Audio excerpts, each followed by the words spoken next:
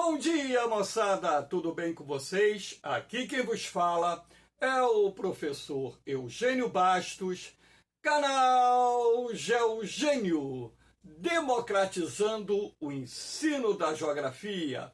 Moçada, vamos fortalecer o canal, se inscrevam no canal, dê aquele like, compartilhe o vídeo e ajude o professor Eugênio Bastos a democratizar o ensino da geografia.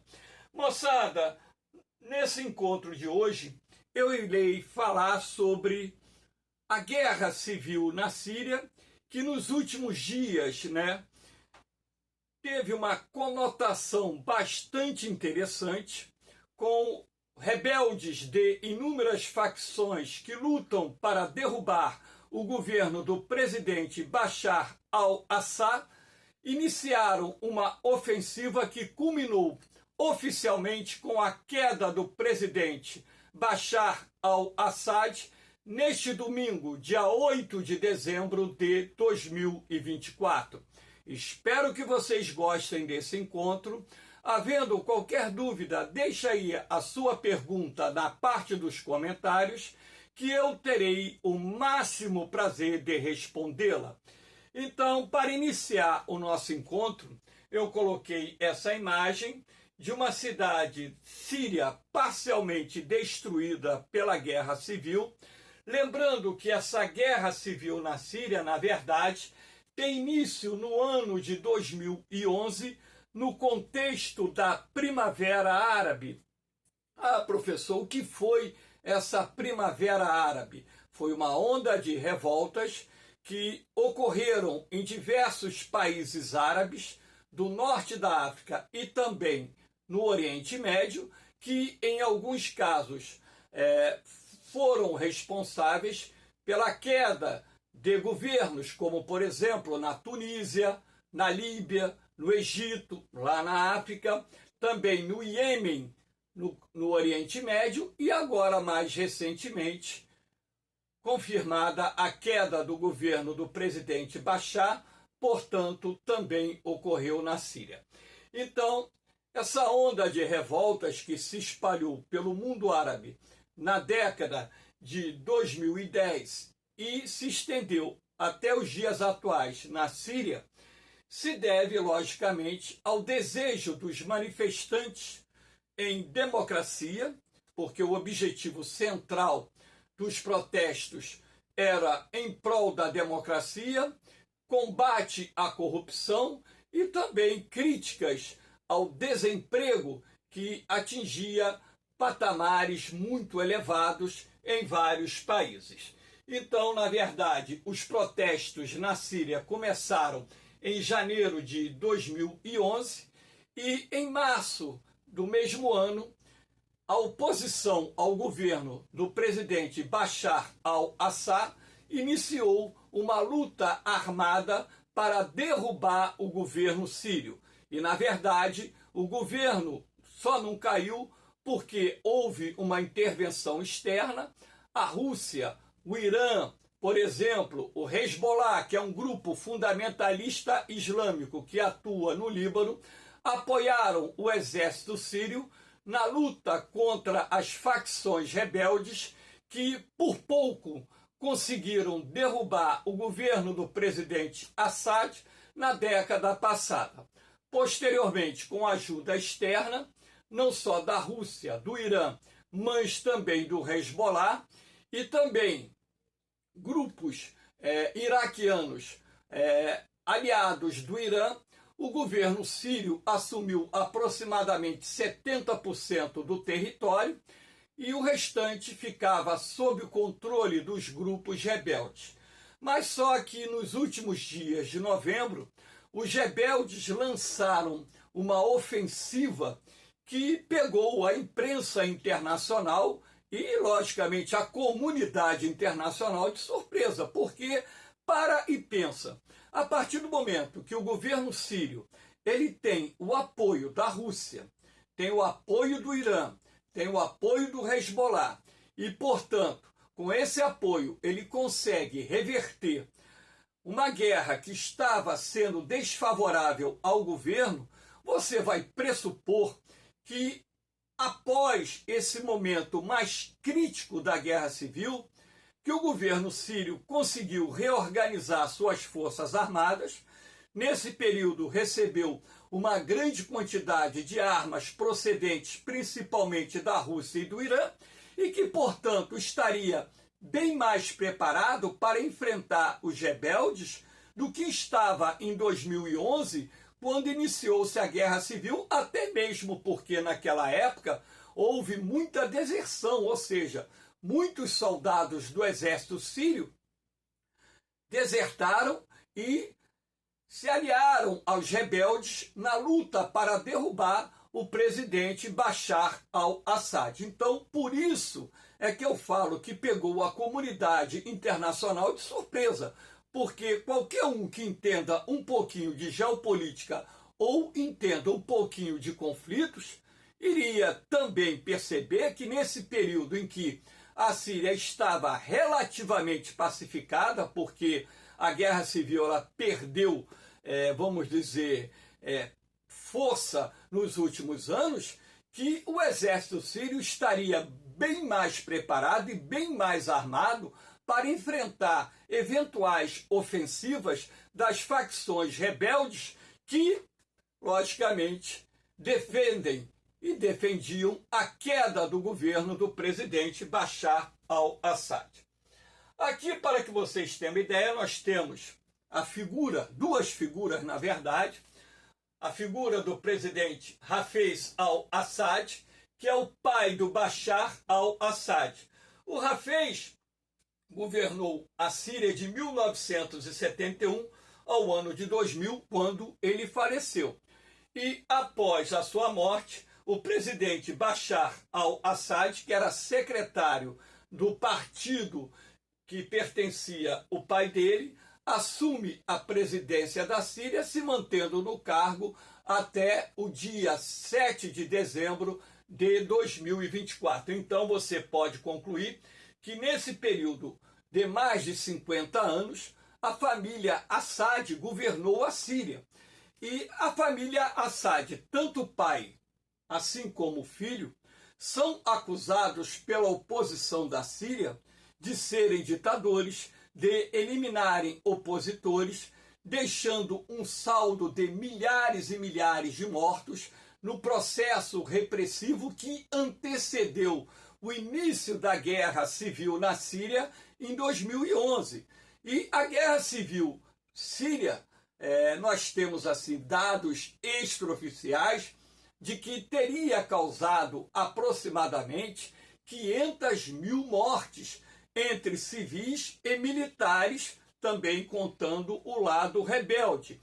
E sendo assim, além de centenas de milhares de mortos, cidades arruinadas, muitas cidades da Síria ficaram parcialmente ou quase completamente destruídas, nós tivemos, como ainda temos, um grande número de sírios deslocados, vivendo fora das suas províncias de origem, assim como existem sírios que deixaram o país, indo principalmente para a Turquia, o país que abrigou uma parte considerável da população deslocada procedente da Síria e pessoas que estavam fugindo da guerra civil. Agora mesmo, com o recrudescimento dessa guerra, nós tivemos em poucos dias, ou seja, em aproximadamente 2 semanas, mais de 300 mil sírios deslocados.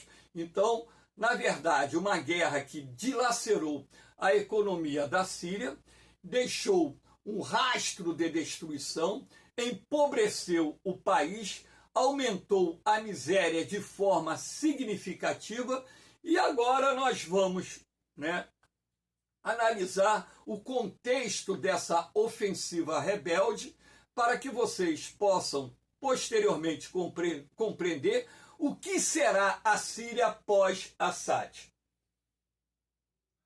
Aqui nós temos a ofensiva dos grupos rebeldes, o cronograma da ofensiva rebelde. Então foi tudo muito bem preparado, tá? Porque a inteligência da Síria não conseguiu identificar nenhum preparativo efetivo para uma ofensiva rebelde no país.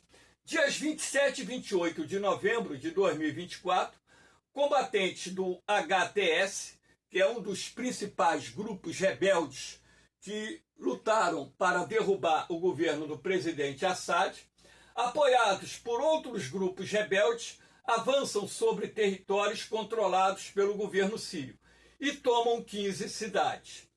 Dia 30 de novembro, rebeldes sírios tomam Alepo, a segunda maior cidade da Síria. Alepo, inclusive, antes do início da Primavera Árabe, era considerado o principal centro financeiro da Síria. Alepo é uma cidade com mais de 2 milhões de habitantes, que foi duramente castigada pela guerra civil da Síria, né?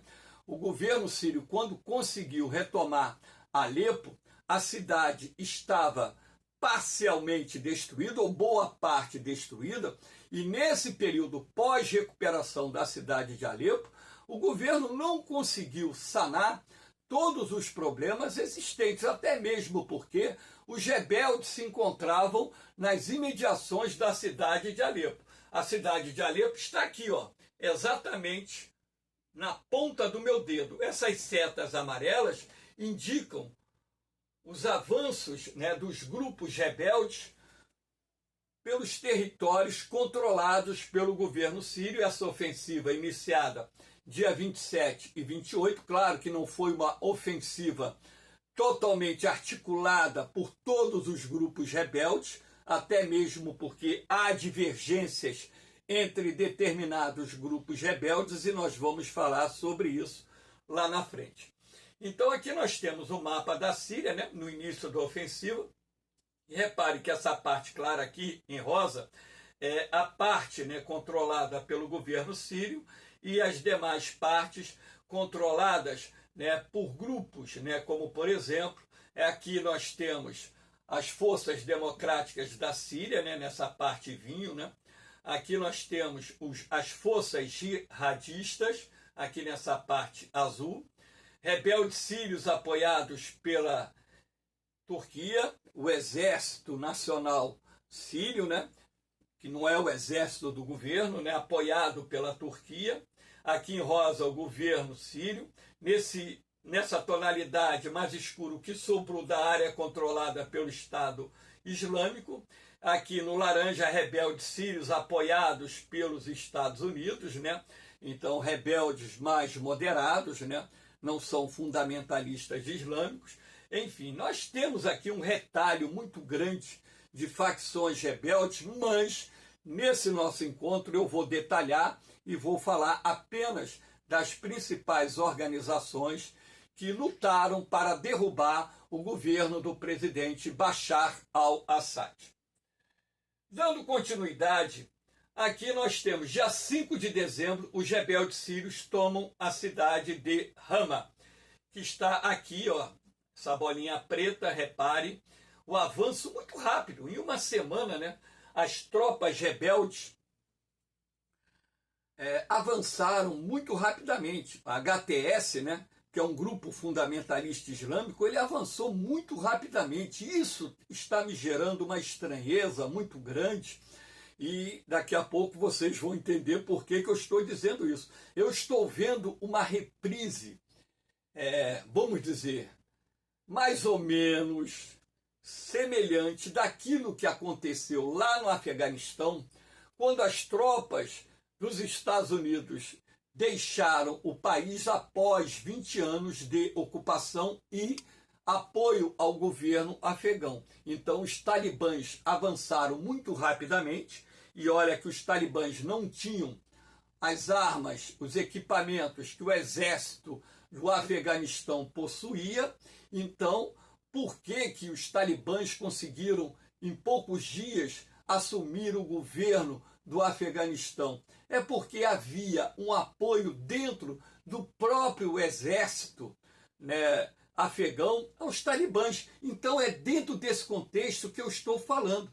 Como que esses rebeldes puderam avançar tão rapidamente contra um exército treinado, apoiado pelo Hezbollah, apoiado pelo Irã, apoiado pela Rússia, tão rapidamente sem ter um poder de reação para conter essa ofensiva e reverter essa ofensiva.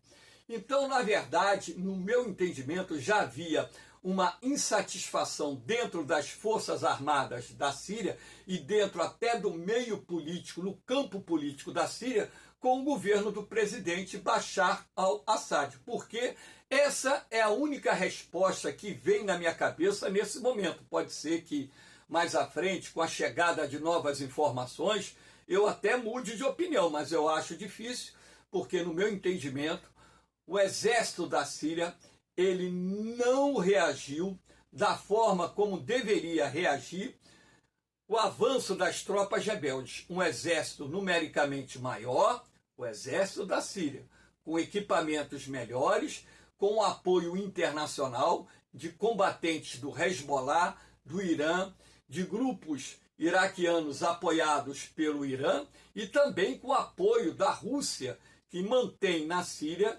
uma base naval, bases aéreas, que atacaram, os rebeldes quando eles estavam avançando. Então isso é que me chama a atenção. Aqui nós temos, no dia 6 de dezembro, rebeldes sírios tomam as cidades de Homs e Deir az-Zor. A cidade de Homs é aqui, no caminho para Damasco. Primeiro eles tomaram Alepo, depois tomaram Rama, outra importante cidade da Síria, depois tomaram aqui Homs. E repare pela seta, Damasco está nesse ponto, que os rebeldes estavam avançando. E um detalhe, aqui nessa área, onde nós temos a cidade de Deraa, nós tínhamos o controle do exército sírio, mas só que nessa área haviam também grupos rebeldes atuando. E partiu dali também uma ofensiva em direção à cidade de Damasco, que também foi surpresa para todo mundo. Lembrando que essa cidade de Deraa é considerada o berço da primavera árabe dentro da Síria. Então, para os rebeldes, tem um simbolismo muito grande a conquista de Deraa e a ofensiva partida daí em direção à capital síria, a cidade de Damasco. Então, aqui também, essa área aqui, são os rebeldes apoiados, o pessoal que pertence às forças democráticas da Síria, que, na verdade, também compunham o chamado Exército Livre da Síria, também iniciaram uma ofensiva. Aqui você tem o apoio dos Estados Unidos. Esse lado aqui, inclusive, tem presença de militares americanos que apoiam os rebeldes nessa região. Aqui, amarelo, é a área da FDS, que é uma coalizão de grupos rebeldes, forças democráticas da Síria, que atuam aqui, formadas 60% dela pelos curdos. Enfim, aqui no dia 7 de dezembro, a imprensa noticiou que os rebeldes, vindos de várias posições, conseguiram cercar a cidade de Damasco, a capital da Síria. Então, dia 7 de dezembro, rebeldes sírios iniciam um cerco a Damasco, capital da Síria. Há informações que o presidente Bashar al-Assad deixou a Síria. Então, há informações contraditórias, que ele teria ido para o Catar, ou teria ido para os Emirados Árabes, ou teria ido para o Irã, ou teria ido para a Rússia. Provavelmente um desses países, eu acredito mais no caso do Irã ou até mesmo da Rússia, de conceder asilo político ao presidente Bashar al-Assad. Rebeldes sírios invadem os subúrbios de Damasco. Então, no final do sábado, hoje é dia 8 de dezembro, sábado foi dia 7, no final do sábado, do dia de sábado, os rebeldes já se encontravam nos subúrbios de Damasco, em alguns pontos a 10 quilômetros do palácio presidencial do presidente Bashar al-Assad, e de acordo com testemunhas locais, você já ouvia tiros na região onde se encontrava o palácio presidencial, só que o presidente Bashar al-Assad deixou a Síria. A família dele já tinha deixado dias antes dessa ofensiva rebelde. Então, na verdade, já havia uma percepção do presidente Bashar que o seu governo estava colapsando, ou seja, estava caindo. Então, a família dele deixou a Síria primeiro, e quando ele viu que seria impossível reverter a ofensiva rebelde, ele ontem teria deixado, e de acordo com as informações oficiais publicadas no domingo, deixou a Síria. Agora o destino ainda não foi confirmado. Aqui nós temos dia 8 de dezembro, hoje domingo, né? Rebeldes sírios tomam Damasco, pondo fim a mais de 50 anos do governo da família Assad, que para muitos sírios foi um desastre, um governo ditatorial, repressivo, sanguinário. Aquele que se opunha no caminho do governo Assad era preso, torturado, executado, enfim. Então aqui nós temos essa imagem, né, do presidente Assad. Repare que atiraram, né, contra, né, a parede onde estava lá a pintura do quadro do Assad, do rosto, né, do Assad, repare. Então essa imagem eu escolhi por representar o fim de um governo ditatorial sanguinário que governou a Síria por muitos e muitos anos. Aqui nós temos os principais grupos rebeldes sírios. Aqui é difícil de pronunciar, né? É árabe, né? Hayat Tahrir al-Sham, que é melhor falar HTS, que é a sigla dele, né? É um dos maiores grupos, né, rebeldes que atuam na Síria atualmente, também conhecido como Organização para a Libertação do Levante. O HTS foi fundado por Abu Mohamed al-Jolani em 2017. Esse grupo, na verdade, é uma dissidência. Ele surgiu da Al-Nusra al-Nusra, que era um grupo filiado a uma organização terrorista que atuou muito na década de 2000, início da década de 2010, que é o grupo Al-Qaeda. Então, lembrando que esse grupo Al-Qaeda foi aquele responsável pelos ataques terroristas do 11 de setembro de 2001 contra os Estados Unidos, tá? Destruindo as Torres Gêmeas e parte do Pentágono. Então, em 2016 ele rompe com Al-Nusra e em 2017 ele cria o HTS. É um grupo fundamentalista islâmico, jihadista, que prega a Guerra Santa, né? Se opõe na atualidade ao Estado Islâmico, um grupo fundamentalista islâmico que queria criar na Síria e no Iraque um califado regido pela Sharia, que é um conjunto de leis contidas no Alcorão, que é o livro sagrado dos muçulmanos, ou seja, criar um Estado teocrático onde a religião e governo caminham lado a lado. E rompeu também com Al-Qaeda. E sendo assim, nós temos aqui o seu líder, né? O Jolani, essa pessoa aqui com barba, né? Que hoje se prega uma pessoa moderada. Ele se diz moderado, ele, pelo menos é o discurso atual, que se afastou do radicalismo, que defende, né, um governo democrático, que defende eleições. Não sabemos, né, se isso de fato vai acontecer, até mesmo porque a Síria se transformou num retalho, né, dominado por inúmeras facções, inúmeros grupos rebeldes, e é bem provável, eu acredito que isso aconteça, que daqui para frente haverá uma disputa pelo poder se as lideranças desses grupos rebeldes não sentarem à mesa e negociarem, né, um governo de coalizão para reestruturar a Síria, reconstruir a Síria, enfim. É isso que nós esperamos, né? Porque, na verdade, não só os combatentes perdem suas vidas, mas também civis inocentes perdem suas vidas, ficam mutilados, perdem seus empregos, acabam vivendo como deslocados, refugiados, internamente ou em outros países, né? Enfim. O Exército Nacional Sírio foi fundado em 2017, no contexto da Guerra Civil da Síria, apoiado pela Turquia. Tem como seus principais inimigos o Estado Islâmico, que foi quase totalmente dizimado na Síria, né? As forças democráticas da Síria, né, que são compostas predominantemente por curdos. Estima-se que 60% das fileiras de combatentes das FDS são compostas por curdos que têm problemas de relacionamento com o governo da Turquia, até mesmo porque os curdos lutam pela criação do Kurdistão, que tem parte do seu território na Turquia, no Irã, no Iraque, parte da Síria, parte da Armênia, enfim. Então, mais de 30 milhões de curdos formam uma nação sem um território nacional. E o governo do Erdogan, do presidente da Turquia, vê as forças democráticas da Síria como uma eventual ameaça aos interesses turcos e, consequentemente, considerando, inimigo do governo da Turquia. E sendo assim, o Exército Nacional Sírio, apoiado pela Turquia, também tem como inimigo o FDS, apesar de que há poucos combates efetivos nesse momento entre as duas organizações. Mas não sabemos o que será daqui para frente.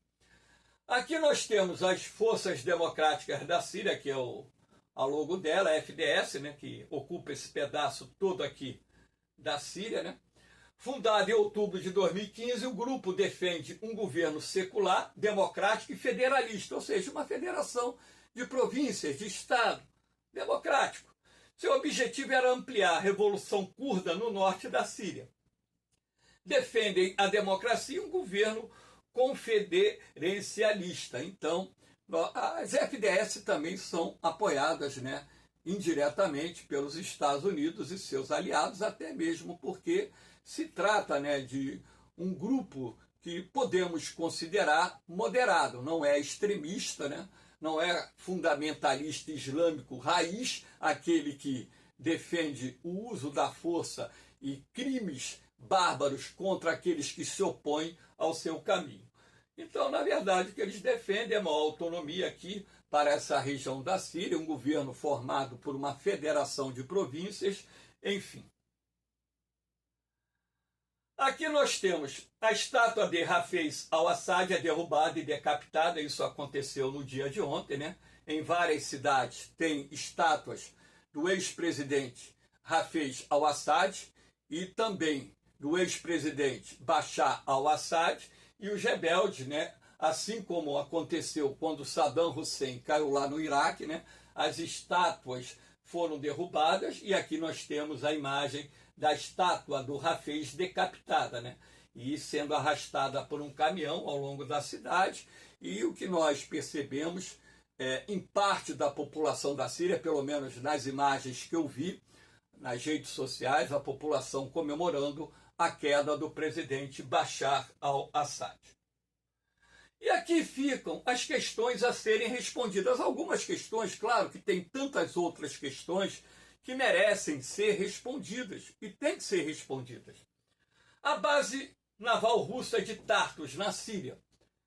O governo sírio cedeu o porto de Tartus, no Mediterrâneo, para os russos implantarem ali uma base naval, que, aliás, é a mais importante, se não a única base naval que a Rússia tem no mar Mediterrâneo. Então, pare e pensa. A Rússia apoiou o governo do Bashar al-Assad. A Rússia já havia retirado os navios de guerra da região nos últimos dias, na medida que os rebeldes começaram a avançar. E a inteligência russa percebeu que era iminente a queda do governo do presidente Bashar al-Assad, por questão de prevenção, retirou os navios de guerra da base. Porém, aviões ficaram nas bases aéreas, equipamentos militares ficaram. E agora a questão: os russos permanecerão na Síria ou terão prazo para deixar o país? Caso isso aconteça, a Rússia está perdendo o mais antigo aliado que possuía no Oriente Médio, a Síria. Um aliado fiel ao governo do presidente Vladimir Putin. É uma questão muito delicada dentro do contexto geopolítico da Rússia, sobretudo na questão que envolve o Oriente Médio. Relação com o Hezbollah, grupo fundamentalista islâmico que apoiou o governo Assad na guerra civil síria. Então, o Hezbollah tinha como uma das suas principais fontes de financiamento o governo sírio, além do governo do Irã. Os principais fornecedores de armas para esse grupo fundamentalista islâmico, que é baseado no Líbano e aliado do presidente Bashar al-Assad. Então, como ficará a relação com o Hezbollah? O novo governo, no meu entendimento, não deve abrir espaço para o Hezbollah, pelo contrário, os militares do Hezbollah, os seus filiados deverão ser expulsos da Síria, é bem provável que sim, e o Hezbollah vai perder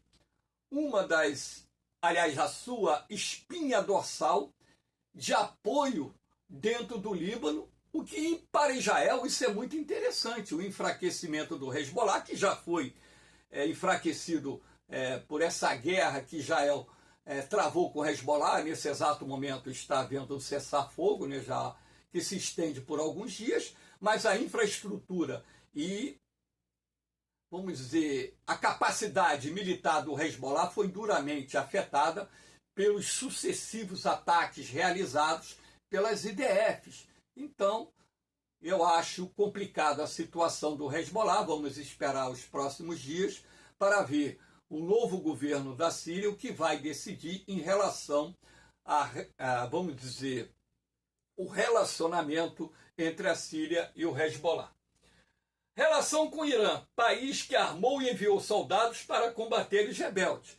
O Irã também, assim como a Rússia, iniciou a retirada dos soldados da Síria, e quando o governo do Irã percebeu que era iminente a queda do governo Bashar al-Assad, determinou a retirada dos militares. Agora ficou para trás o quê? Equipamentos militares, porque você não vai conseguir retirar da noite para o dia a quantidade de equipamentos militares que o Irã havia enviado para a Síria. Como ficará essa relação entre a Síria e o Irã? Primeiro que a Síria é composta por uma população predominantemente sunita e o Irã por uma população predominantemente xiita. Os alauítas lá na Síria, eles são aliados dos xiitas, vamos dizer, uma fragmentação da religião xiita, da religião islâmica xiita, vamos dizer, um grupo que surgiu a partir dos xiitas. Mas os alauítas representam um percentual pequeno da população da Síria, que também é composta por cristãos, tem parte da população síria formada por cristãos. Então, como é que vai ficar essa relação?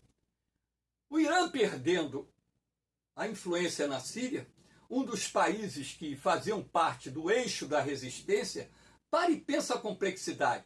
E também país que era, vamos dizer, a ponte para a entrada de armas e recursos para o Hezbollah no Líbano, isso para o Irã foi um duro golpe. Agora, muito se pergunta por que a Rússia e o Irã não atuaram mais diretamente para conter essa ofensiva rebelde na Síria. Simplesmente porque a Rússia está combalida em função de quase 3 anos de guerra com a Ucrânia, que culminou com a morte de mais de 600 mil combatentes russos. A economia da Rússia está colapsando. A economia do Irã não está boa das pernas, tá entendendo? Então, na verdade, problemas internos na Rússia e também no Irã limitaram, de certa forma, a capacidade de resposta desses países em apoio ao presidente Bashar al-Assad para enfrentar a ofensiva rebelde. Eu acho que o Irã, a princípio, vai perder um importante aliado no Oriente Médio.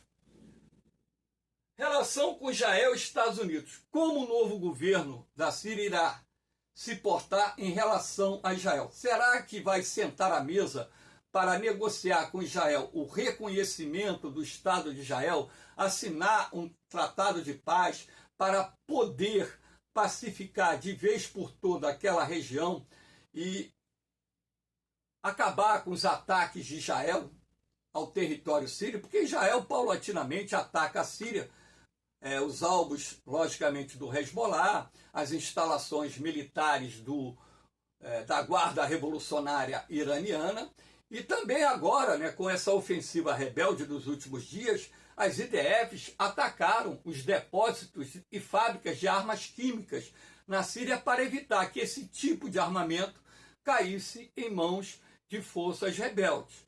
Então, como esses rebeldes, sobretudo os fundamentalistas islâmicos que, em tese, pregam de uma forma generalizada a destruição do Estado de Israel, vai se portar em relação a Israel e a Síria? Fica uma pergunta no ar, até mesmo porque tem parte do território da Síria que é controlado por rebeldes que são apoiados por países moderados árabes e também pelos Estados Unidos e seus aliados. A guerra civil na Síria irá continuar? É uma boa pergunta. Eu acho um tanto quanto difícil uma paz duradoura na Síria em função do retalho que ocorre no território sírio, que é controlado por inúmeras facções. Eu citei aqui apenas as 3 mais importantes, mas existem outras facções que fazem parte desse contexto da guerra civil na Síria. Então, terá que ter, primeiro, muita habilidade política para se criar um governo de coalizão, para se marcar daqui a alguns meses uma eleição, para eleger no campo democrático um presidente. Agora, facções com ideologias diferentes, teses diferentes, será que conseguirão conviver pacificamente? Eu acho um tanto quanto difícil. Então, eu torço até para que a guerra chegue ao fim de fato, que todas as facções se reúnam e trabalhem a favor da Síria como um todo e coloque fim a essa carnificina que ceifou a vida de centenas de milhares de pessoas. Mas isso é o que eu desejo. Na prática, será que isso vai acontecer? É algo tanto quanto difícil de responder nesse exato momento, porque nós sabemos que existem interesses contraditórios entre as diferentes facções ou grupos rebeldes que, ao longo desses anos de guerra civil na Síria, lutaram para derrubar o presidente Bashar al-Assad. Moçada, espero que vocês tenham gostado desse encontro. Dê aquela forcinha ao canal de Eugênio, se inscreva no canal, dê aquele like, compartilhe o vídeo e ajude a democratizar o ensino da geografia. Valeu, moçada! No mais, um beijão no coração de vocês, um forte abraço, fiquem com Deus, eu vou, mas eu volto, hein? Fui!